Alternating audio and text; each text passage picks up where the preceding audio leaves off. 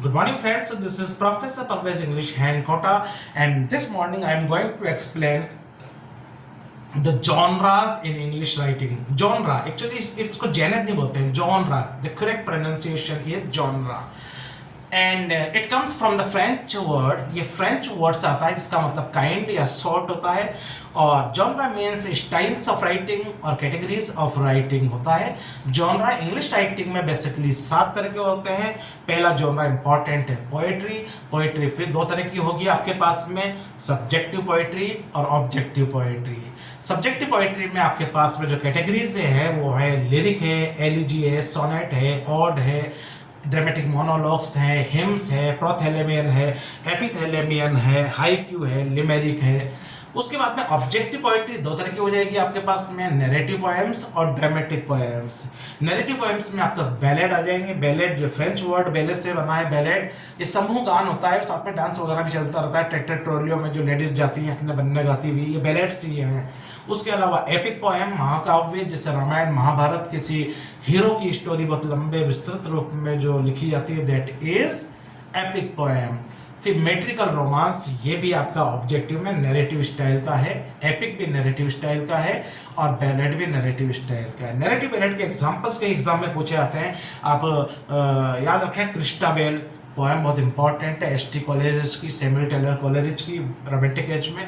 और साथ में आपके पास में नैरेटिव बैलेड में जो है आप the rhyme of ancient mariner, another important poem by ST. Coleridge. अब ऑब्जेक्टिव पोएम में सेकंड कैटेगरी है ड्रामेटिक। तो ड्रामेटिक में जो है, उसमें ड्रामेटिक का वर्ड का मतलब होता है एकदम से घटनाक्रम बड़ी तेजी से बार बार चेंज हो, sudden surprise and change in the events. ये हो गया, वो हो गया, वो हो गया, इसे ड्रामेटिक कहते हैं। So there are 2 categories, subjective and objective. Objective फिर 2 तरह की पोएम होती है, narrative and dramatic. The second important genre in English writing is drama. Drama is an expression of feelings, emotions, especially on the stage. It is a theoretical exercise actually. There are 2 terms, drama and play. Drama और play में क्या फर्क होता है? Drama is a library exercise. अगर कोई किताब बैठ के पढ़ रहे हैं, that is drama. And कोई चीज आप परफॉर्म कर रहे हैं स्टेज पे, थियोरेटिकल एक्सरसाइज होती है प्ले। तो ड्रामा प्ले मोटे तौर पे एक ही है, लेकिन अगर उसे लाइब्रेरी में बैठ के पढ़ रहे हैं तो दैट इज ड्रामा। और ड्रामा लिखने वाला ड्रामेटिस्ट कहलाएगा, प्ले लिखने वाला प्ले राइट कहलाएगा। प्ले वो होता है जो स्पेशली स्टेज परफॉर्मेंस के पॉइंट ऑफ व्यू से लिखा जाता है, इसमें सिचुएशन वगैरह जमानी पड़ती है स्टेज के ऊपर, इसमें इमोशंस का एक्सप्रेशन होता है। तो ये परफॉर्मिंग आर्ट है ड्रामा। बेसिकली ड्रामा 4 तरह के होते हैं। ओके, ड्रामा की 2 कैटेगरीज है, कॉमेडी और ट्रेजेडी। कहीं भी कॉमेडी ट्रेजेडी वर्ड आप सुने तो इसका मतलब समझ जाना है ड्रामा या प्ले की बात हो रही है। ये पोएम हो नहीं सकती, फिक्शन हो नहीं सकता, नॉन फिक्शन हो नहीं सकता, मीडिया हो नहीं सकता, फोकलोर हो नहीं सकता। ये जो है ड्रामा ही है। और ड्रामा की कैटेगरीज होगी comedy of humours, comedy of manners, आपके पास में रेस्टोरेशन कॉमेडी और रोमांटिक कॉमेडी। 4 कैटेगरीज है कॉमेडी की। अगर हम ट्रेजेडी की बात करें तो हेरोइक ट्रेजेडी होगी, आपके पास रिवेंज ट्रेजेडी होगी, ट्रेजिक कॉमेडी होगी, और उसके अलावा सेनेकन ट्रेजेडी हो गई आपके पास। ये ट्रेजेडी की वेराइटीज होगी। फिर हम बात करते हैं फिक्शन। फिक्शन की डेफिनेशन मैंने एक और वीडियो में बताया है। फिक्शन की 2 क्वालिटी है, कोई भी चीज जो इमेजिनरी राइटिंग है, काल्पनिक है, और जो प्रोस यानी कि गद्य विधा में हो। Anything that is imaginary and in pros writing that comes in the category of fiction. Fiction के लिए हम जानेंगे शॉर्ट स्टोरी फिक्शन होता है, नॉवल राइटिंग फिक्शन होता है, और रोमांस भी क्या होता है, जो लेखन होता है रोमांस लेखन, that is fiction. Non fiction की अगर हम बात करें तो नॉन फिक्शन में क्या होता है, रियल स्टोरीज पे, रियल एक्सपीरियंस पे बेस्ड होता है, लेकिन ये प्रोस स्टाइल में होता है। ओके, जैसे एसेस, आपके बायोग्राफीज, आपकी ऑटोबायोग्राफीज, ट्रेवल लॉग यात्रा प्रसंग, आपके पैम्फलेट्स, मेमोयर्स, किसी आपकी मेमोरी के ऊपर कोई लिखते हैं आप, जर्नलिज्म, आर्टिकल्स, पीरियडिकल्स, जो आप सीरियल वाइज पब्लिक करते हैं डॉक्यूमेंट्स को, स्पीचेस, इंफॉर्मेशन राइटिंग जितनी भी होती है, ये सब नॉन फिक्शन की कैटेगरी में आता है। नेक्स्ट अगर हम ले अगली कैटेगरी जॉनरा की, तो वह क्रिटिसिज्म। तो क्रिटिसिज्म में मैंने बताया आपको, क्रिटिसिज्म में आपको प्लस माइनस दोनों एक्सप्लेन करने पड़ेंगे, अपना पॉइंट ऑफ व्यू रखना पड़ेगा लास्ट में। Post colonial literature, feminist, Marxist, moralistic, stylistic, phenomenological, आपके psychological, psycho analytical, gothic literature, readers experience, readers reviews, ये सब आर्किटाइप, रीजनल नॉवेल, ये सब आपके क्रिटिसिज्म की कैटेगरीज हैं। और क्रिटिसिज्म बहुत इंपॉर्टेंट जॉनरा है आज के एरा में। फिर आता है आपके folklore is the most important genre in English writing.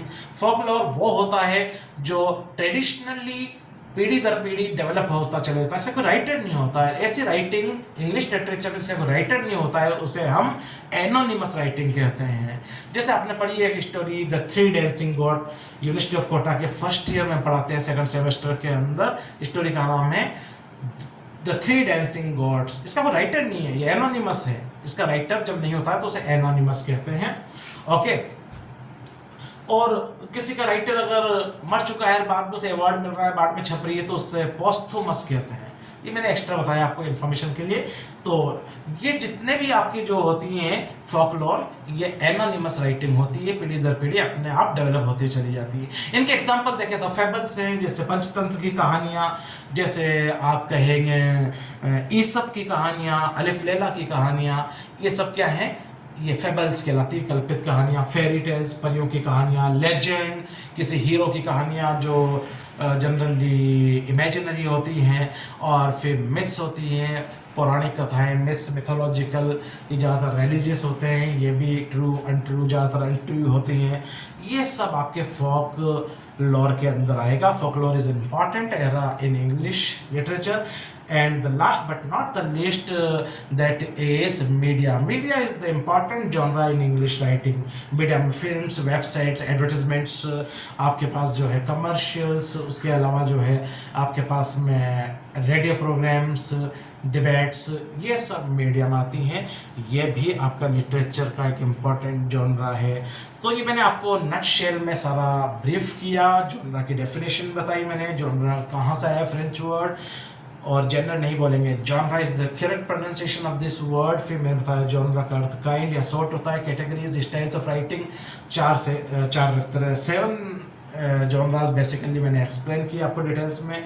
Poetry, drama, fiction, non fiction, criticism, folklore and media. So this is professor Parvez English from Kota, an English hand from Kota, in fact precisely speaking there, and this is all about the genres in English writing, and in the next video we can meet very soon there. Till then, thanks, have a nice place. Before leaving this studio, please do like my videos and share, so and ring the bell so that you can get a notification timely. Okay, see you, bye.